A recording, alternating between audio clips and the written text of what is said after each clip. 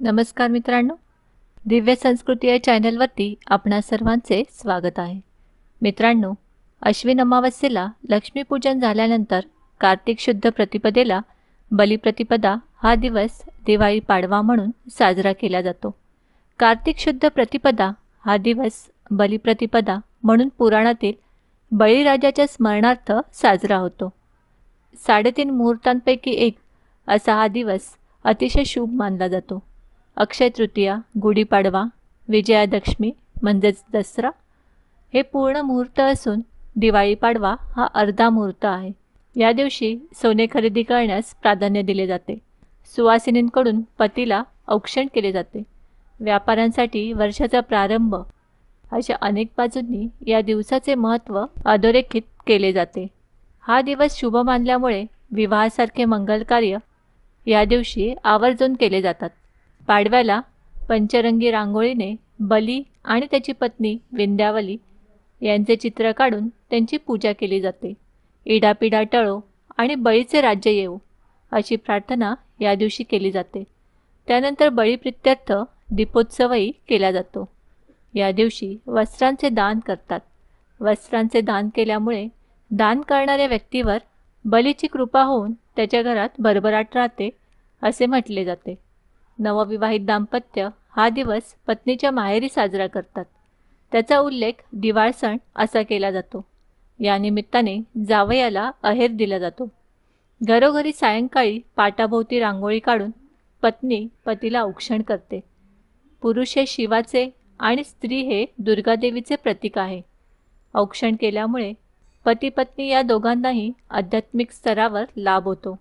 पती आणि पत्नीमधील प्रेम, आदर, निष्ठा याची प्रचिती यातून बघायला मिळते. एकमेकांना भेटवस्तू देऊन संबंध दृढ करण्याचे संस्कार म्हणजे पाडव्याची ओवाळणी आणि त्यानिमित्त आदरभाव वाढवणे. पत्नी पतीचे औक्षण करून त्याच्या निरोगी स्वास्थ्य व दीर्घायुष्यासाठी प्रार्थना करते. दिवाळी पाडव्याच्या मुहूर्तावर ओवाळताना काही खास गोष्टींची काळजी घेणे महत्त्वाचे आहे. साधारणतः ओवाळणी करताना सोने चांदी या धातूपासून बनवलेल्या वस्तूंचा वापर करतो. मात्र पाडव्याची ओवाळणी ही केवळ सुपारीने करायची असते. ओवाळणीनंतरचा आणि आधीचा 15 ते 20 मिनिटांचा काळ पती-पत्नी दोघांनीही एकत्र राहणे गरजेचे आहे. ओवाळणीनंतर गोडाधोडाचे जेवण पतीला खाऊ घालावे.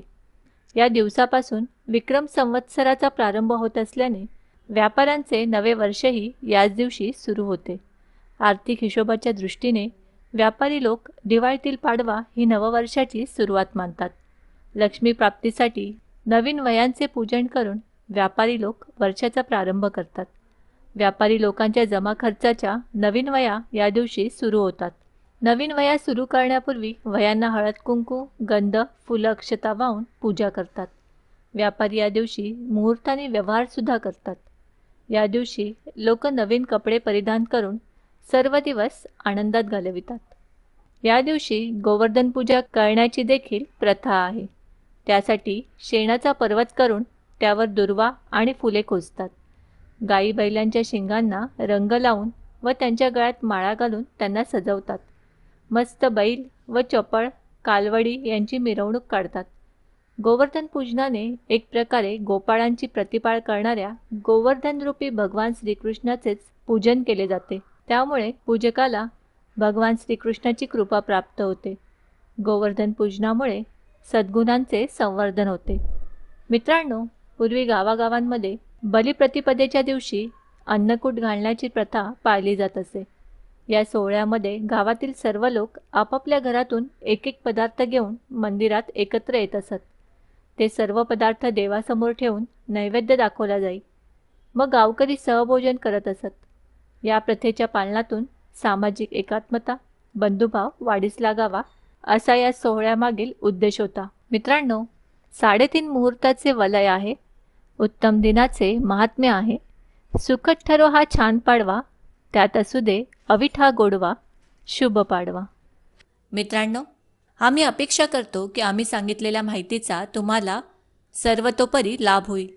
माहिती आवडली असल्यास ही माहिती तुम्ही मित्रपरिवाराबरोबर शेअर करा आणि अजूनही जर तुम्ही दिव्य संस्कृती या चॅनलला सबस्क्राईब केलं नसेल तर आमचे नवनवीन व्हिडिओ पाहण्यासाठी चॅनलला आजच सबस्क्राईब करा. धन्यवाद.